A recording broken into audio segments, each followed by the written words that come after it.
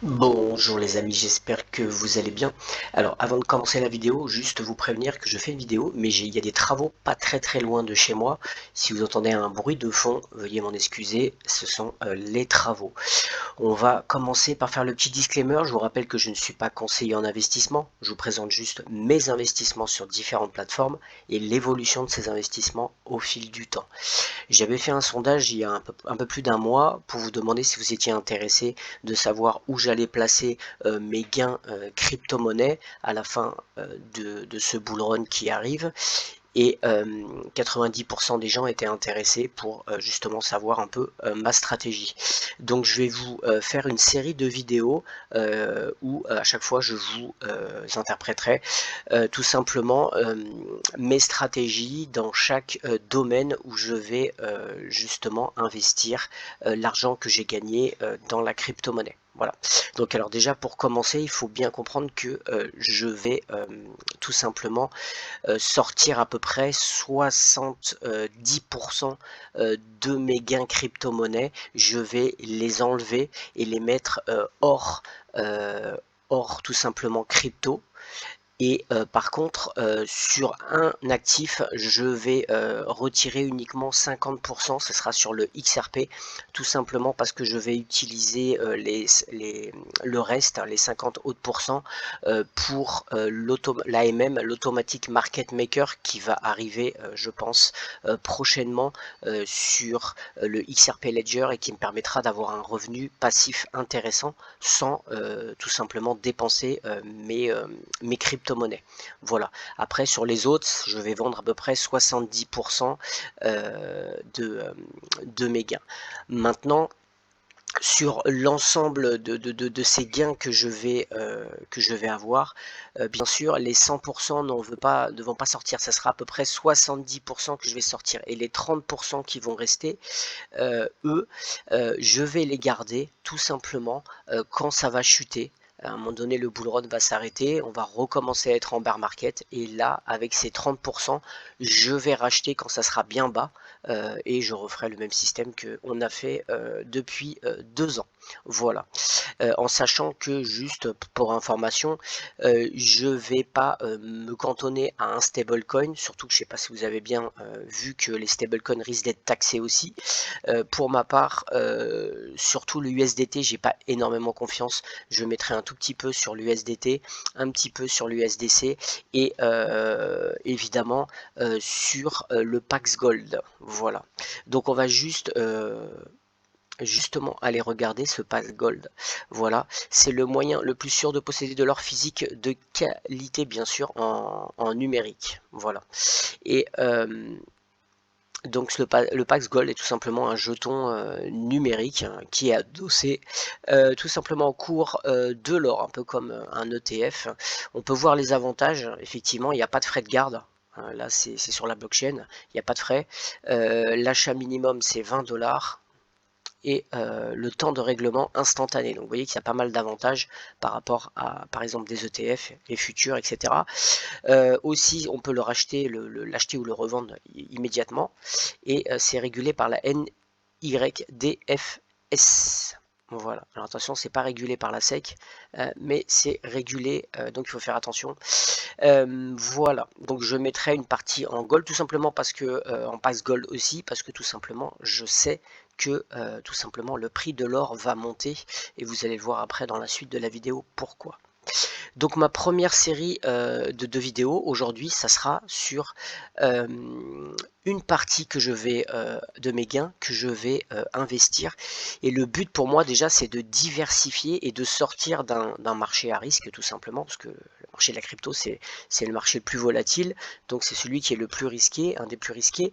Et donc je vais sortir et je vais essayer de sécuriser ça dans un actif réel et tout simplement, eh bien, 30% de mes gains iront dans les métaux précieux. Voilà, donc la vidéo du jour sera sur tout simplement les métaux précieux où je vais mettre 30% de mes gains. Alors, donc je choisis bien sûr l'or et l'argent. Peut-être j'utiliserai quelques autres, mais vraiment très petit pourcentage, parce que dans mon travail, je discute avec par exemple quelqu'un qui est propriétaire d'une grosse mine, il me donne pas mal de tuyaux, et je pense qu'il y a d'autres minerais qui peuvent être aussi intéressants, qui sont très rares, comme par exemple le tungstène, entre autres. Voilà. Donc, pourquoi l'or? Bah, tout simplement parce que c'est une valeur refuge qui, quand à chaque fois qu'il y a des crises économiques ou des crises financières, ça permet de protéger son argent. Et aussi, quand il y a justement des crises, etc., les gens, tout simplement, achètent plus d'or, et ce qui fait monter un petit peu le cours. Voilà. Ça protège contre l'inflation. Donc c'est pour ça aussi que j'achète, parce que je pense personnellement que l'inflation va flamber. Ils n'arrivent pas à la gérer, parce qu'en fait ils font des choses qui sont pas cohérentes. C'est-à-dire qu'en fait ils impriment énormément, et en même temps ils veulent réduire les taux. Et c'est pas logique en fait, c'est pas logique de faire les deux. Ils n'arrivent plus en fait à gérer, leur système est complètement euh, c'est complètement, ils arrivent plus à gérer. Ils essayent en fait tout simplement d'avoir remonté les taux pour justement calmer l'inflation, mais comme si ils ne font pas le quantitative easing, c'est-à-dire d'imprimer, eh bien les marchés s'écroulent. Donc ils sont entre les deux feux et ils n'arrivent plus à gérer. Voilà. Donc je pense personnellement que ça va me protéger, et c'est un actif tangible, réel. C'est important d'avoir pas que du numérique. Voilà. Autre chose, il y a énormément de tensions géopolitiques actuellement, et des crises, enfin voire peut-être des guerres, etc. Et tout le monde, beaucoup de gens achètent de l'or, et ça va augmenter aussi le prix. Donc je spécule sur une augmentation de l'or dans les années qui vont venir. L'or et bien sûr l'argent aussi. Voilà. C'est aussi une manière de diversifier son portefeuille. C'est très important. Et une chose qui est vraiment très simple, c'est que l'or, vous prenez un lingot d'or, et qu'il y a même 200 ans et maintenant, ça a la même valeur. C'est-à-dire que ça n'a pas perdu. Vous prenez un dollar il y a 100 ans ou 50 ans, vous prenez un dollar, ce que vous voyez, ce que vous pouviez acheter avec un dollar. C'est la même chose pour l'euro. Et vous voyez maintenant ce que vous pouvez acheter. Tiens, regardez, prenez une baguette avec un dollar, combien vous pouvez, ou un euro, combien vous pouviez en acheter. Et regardez maintenant ce que vous pouvez acheter avec un euro, c'est pareil.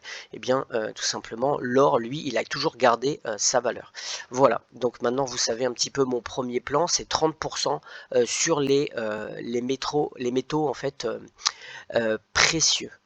Et alors vous allez me dire où je vais tout simplement acheter. On va d'abord aller regarder un petit peu le World Council, Gold Council, et de voir un petit peu la demande d'or qui tout simplement n'arrête pas. On va regarder ce graphique, et là on peut voir, ce qui est important, c'est de voir les banques centrales. C'est ce qui est en fait je ne sais pas si c'est violet ou rose, violet je pense. On peut voir et regarder un petit peu tout simplement l'évolution en voyant 2013, et regarder depuis 2022. Depuis 2022 ici, on voit tout simplement 2022 et 2023, regardez l'augmentation qui est énorme. Les banques centrales achètent énormément, tous les pays achètent énormément. Vous avez beaucoup de pays, la Chine, la Turquie, la Russie, la Pologne, énormément de pays qui achètent énormément. Je pense qu'il y a tout simplement une raison derrière. Ils savent ce qui arrive, ils savent que qu'il va y avoir une crise, et ils veulent se protéger, et donc tout simplement ils achètent énormément d'or. Je soupçonne aussi tout simplement qu'ils vont tokeniser, ils vont adosser les monnaies numériques à l'or, tout simplement. On va voir ça aussi, et voilà, c'est l'article ici. Le monde traverse une transformation en termes d'attente sur la façon dont les entreprises et les industries entières devraient fonctionner. Aujourd'hui, les investisseurs et les consommateurs exigent transparence et intégrité. Ils veulent savoir que les produits ont été achetés et produits de manière responsable. Le marché de l'or ne fait pas exception et est affecté par ces changements. Voilà, je vous dis, ils veulent tokeniser toute la planète. Gold 247 est la vision de World Gold Council pour transformer le marché mondial de l'or afin de relever les défis des consommateurs et des investisseurs d'aujourd'hui. La façon dont l'or est actuellement échangé et la façon dont la chaîne d'approvisionnement est gérée doit évoluer pour s'assurer que le marché de l'or continue de répondre aux attentes des utilisateurs finaux de la communauté des services financiers et les régulateurs. La transformation de Gold 247, alors 247 en fait c'est juste 24/7. Pourquoi ils disent 24/7? En fait c'est 24 heures sur 24, 7 jours sur 7. Donc c'est pour ça que ça va être numérisé, c'est que vous pourrez l'acheter et le négocier 24 heures sur 24, 7 jours sur 7. Alors qu'avant, bien on ne pouvait pas. C'était fermé le week-end. Intégrité, accessibilité, fongibilité. Ces trois piliers sont soutenus par la numérisation de l'or et la transformation numérique de l'infrastructure du marché de l'or. Cette initiative vise à renforcer la confiance dans l'or et par conséquent à débloquer une demande substantielle. Le fondement essentiel de la réforme du marché de l'or est l'intégrité de la chaîne d'approvisionnement. C'est pourquoi le World Gold Council s'est associé à LBMA pour développer et mettre en œuvre un système international d'intégrité des lingots d'or. En utilisant la technologie du grand livre distribué, l'objectif est d'étendre l'écosystème. Et moi, je soupçonne que ça va être sur le XRP Ledger, bien sûr. L'objectif est d'étendre l'écosystème de confiance en boucle fermée qui existe actuellement pour le marché des lingots de 400 oz afin d'incorporer également des lingots plus petits, y compris les kilobars. Au fil du temps, cela aidera les consommateurs, les investisseurs et les participants au marché à avoir davantage confiance que leur or est authentique, a été produit et approvisionné de manière responsable. C'est ce que fait un peu déjà Pax Gold. Voilà. Donc ils vont tout simplement tokeniser l'or. Alors ça peut être intéressant aussi parce que ça permet une meilleure traçabilité et je pense qu'on ne pourra pas tout simplement manipuler l'or. D'ailleurs je vais vous montrer un petit article que là bien sûr quand vous voyez le PDG de JP Morgan quand il est tout simplement interviewé, il n'y a jamais un journaliste qui lui parle de ça. L'ex-trader Greg Smith condamné à 2 ans de prison pour fraude, manipulation de marché sur l'or. C'était le trader de JP Morgan. Ça, vous verrez jamais un journaliste en parler. Un ancien cadre de JP Morgan Chase condamné près de 2 ans de prison mardi. Alors c'est un article qui date quand même de 2023. La peine de prison la plus sévère accordée à un individu depuis la répression du gouvernement sur la manipulation du marché. Alors quand tout sera tokenisé, ils ne pourront pas faire ça. Alors là, ils ont fait un système, ça s'appelle le spoofer. En fait, c'est que tout simplement, le trader, il achetait des ordres, je sais plus, des 500 ou 600 ordres d'achat, mais en fait, il annulait au dernier moment. Et du coup, ça faisait monter ou descendre les prix du marché. Et que c'était le trader qui, au moment où il annulait la vente, ça lui permettait de placer tout simplement un pari opposé dans l'autre sens. S'il vendait, il pariait à la montée, etc. Voilà. Donc ils avaient tout simplement manipulé le marché. Voilà. Alors par contre, quand vous voyez JP Morgan, le nouveau PDG, ça c'était l'ancien PDG, qui a été aussi condamné, le nouveau PDG, je crois qu'il s'appelle Jake Dimon, qui vous dit qu'il y a beaucoup de fraude sur le Bitcoin, etc. C'est les monnaies la crypto, c'est les monnaies des criminels, alors que dans son établissement, ils font de la manipulation de marché. Bon, ça, de toute façon, on le sait. Voilà. Alors maintenant, la question est où je vais placer en fait cet argent. Alors comme je vous ai dit, une partie déjà je ne mettrai pas qu'en stablecoin, je vais mettre sur le Pax Gold une petite partie, sauf si c'est attaqué par la SEC, mais pour l'instant il n'y a pas de problème. Et après le but c'est quand même d'avoir quelque chose de pas numérique, et donc dans les 30% de gains que je vais avoir, je vais les transformer en des métaux précieux qui sont réels, que je peux commander ou mettre moi personnellement, pas les mettre à la maison, mais tout simplement j'en ai déjà un tout petit peu dans un coffre en Suisse, et pour ma part j'utilise tout simplement Gold Avenue. Alors après il y en a d'autres, hein. Moi j'aime bien parce que déjà en dessous de 10 000 €, vous ne payez pas de frais de stockage. Ça c'est quand même tout simplement assez intéressant. Donc ils sont tout simplement affiliés, c'est des revendeurs officiels du MKS PAMP Group. Voilà, et ils sont déjà implantés depuis une soixantaine d'années. C'est une entreprise qui est familiale depuis une soixantaine d'années, tout simplement. Alors comme on peut voir, on peut avoir le stockage gratuit. Par contre, au-dessus de 10 000 euros, vous n'avez, bien sûr, les coffres sont assurés, mais vous n'avez plus, au-dessus de 10 000, vous devez payer par contre, tout simplement, des taxes. Voilà. Autre avantage aussi, c'est que vous pouvez revendre, en fait, on peut revendre très facilement tout de suite, et les reventes se font sans tout simplement commission. Par contre, quand vous achetez, bien sûr, ils se prennent une commission, ce qui est normal, sur vos achats. Voilà. Alors attention aussi à vous renseigner si vous revendez eh bien, aux taxes, parce que tout ça c'est imposable. Si vous gardez l'or, etc. longtemps, la taxe décroît, mais faites bien attention à ça. Et sinon, il y a l'or, l'argent, platine, palladium, etc. Moi personnellement, je suis plus sur l'argent. Je pense que l'argent a plus de potentiel de monter, et aussi est vachement demandé dans par exemple tout ce qui est les circuits imprimés, dans les trucs médicaux, voilà. Donc bien sûr j'ai un petit peu d'or, et je vais acheter aussi un peu d'or, mais aussi acheter un peu plus d'argent, voilà. Alors au niveau tout simplement on va regarder du choix, il y a vraiment beaucoup.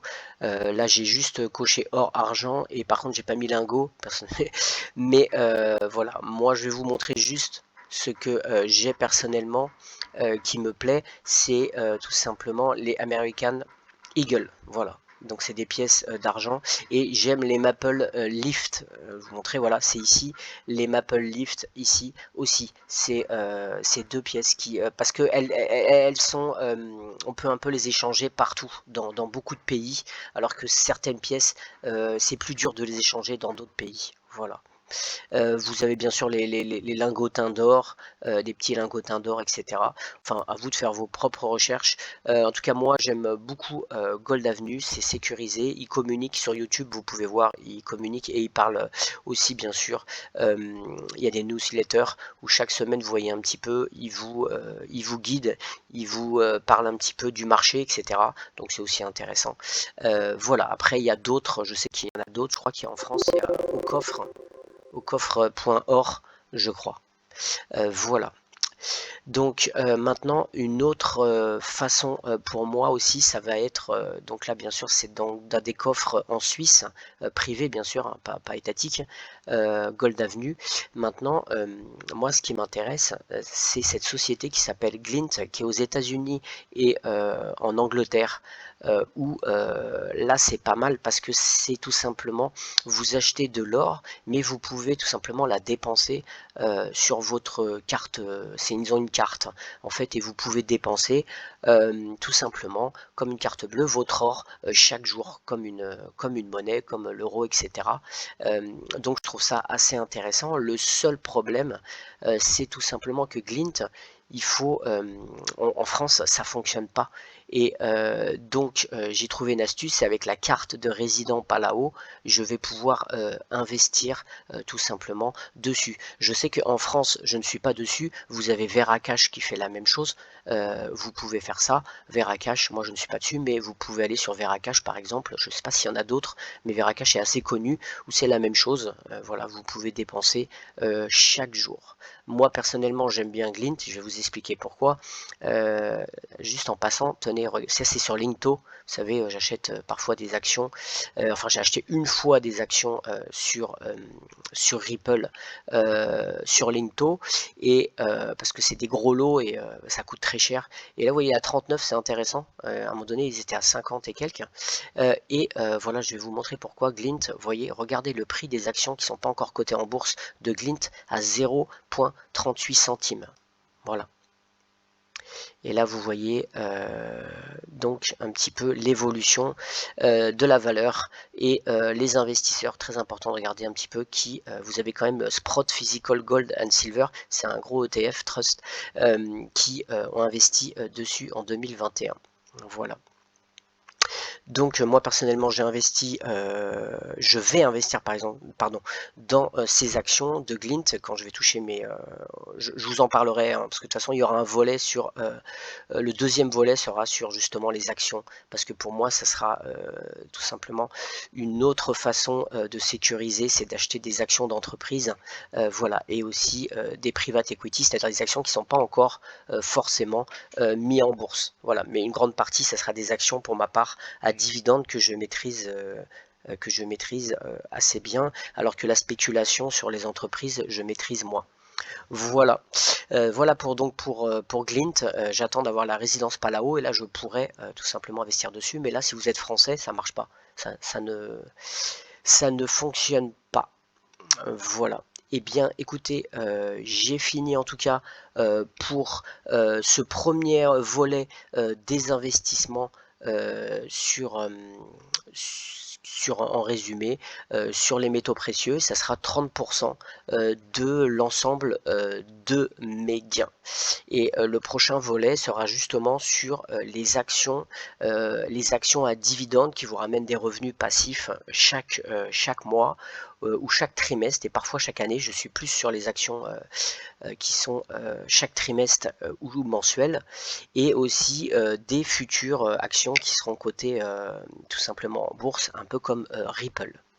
Voilà, j'espère que cette vidéo vous a plu et vous a donné en tout cas une vision, une partie en tout cas des visions.